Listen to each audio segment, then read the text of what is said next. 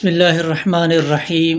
یہ آپ علیہ الصلاۃ والسلام کی ولادت کا مہینہ ہے۔ جو شاعر کہتا ہے حضور آئے تو سر آفرینش پا گئی دنیا، حضور آئے تو انسانوں کو جینے کا شعور آیا۔ ربیع الاول کا مہینہ یہ آپ علیہ الصلاۃ والسلام کی آمد کا، اس دنیا میں تشریف لانے کا مہینہ ہے۔ ربیع الاول، ربیع کہتے ہیں بہار کے موسم کو۔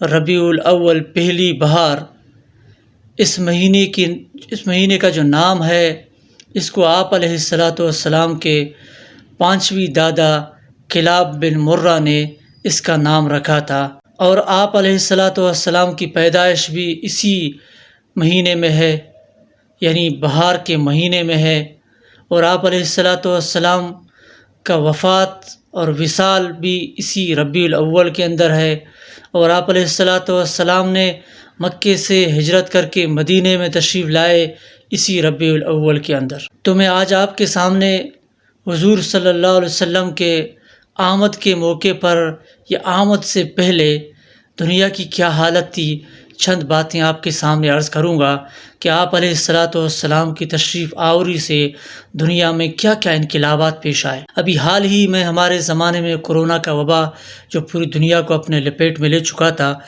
مشہور اور معروف ہے، سب کو یاد ہے۔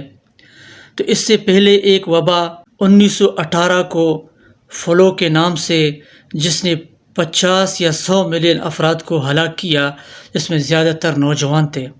اس سے پہلے ہم جائیں گے 1349 میں، جب کالی موت نے آدھے یورپ کا صفایا کر دیا۔ اس سے پہلے 536 عیسوی کو ایک ایسی تباہی کی ابتدا تھی۔ قرون وسطیٰ کے ایک تاریخ دان مائیکل میک کارمک کہتے ہیں، انسان کے زندہ رہنے کا جو سب سے بدترین دور تھا وہ یہی تھا، 536۔ وہ کہتے ہیں کہ اس میں 18 ماہ سورج نظر نہیں آیا۔ ایک ایسی دھند پیدا ہوئی، ایک ایسا سموگ آسمان میں چھا گیا کہ جس نے زمین اور سورج کے درمیان بالکل راستے بند کر دیے، اور دوپہر کے وقت بھی لوگ اپنے سائے کو نہیں دیکھ سکتے تھے۔ یہ سلسلہ 18 مہینے تک برقرار رہا۔ لوگ حیران تھے، پریشان تھے، خوف زدہ تھے کہ دنیا میں کیا ہے۔ سورج کی جو روشنی تھی وہ چاند کی طرح بالکل مدھم تھی، اور اس کے اندر حرارت تو نہ ہونے کے برابر تھی۔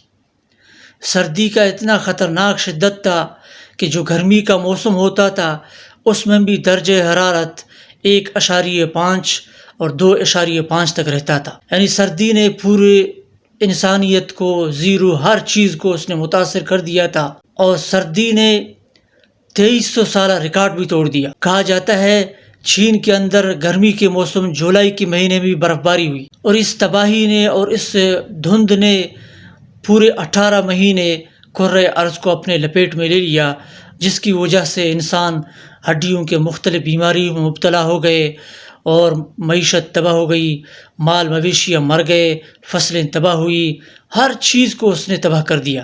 1.5 سال کے بعد دنیا دوبارہ اس قابل ہوئی کہ وہ اپنے پاؤں پہ کھڑا ہو سکے، لیکن ایک اور وبا جو مصر کے بندرگاہ میں طاعون پھیلا، جس نے مشرقی رومن سلطنت کی 1/3 سے نصف آبادی کا صفایا کر دیا۔ وبا کی ہلاکت انگیزی کا اندازہ اس بات سے لگا لیں، بازنطینی بادشاہ جس کو علاج کی تمام تر سہولتیں حاصل تھی، وہ اسی وبا میں ہلاک ہو گیا، جس کی وجہ سے اس طاعون اور اس وبا کو طاعون آف جسٹنین کہا جاتا ہے۔ اس وبا سے تباہی، اور اس سے پہلے سردی نے جو تباہی پھیلائی تھی، انسان تو بالکل سسک کے 570 عیسوی تک پہنچ گیا۔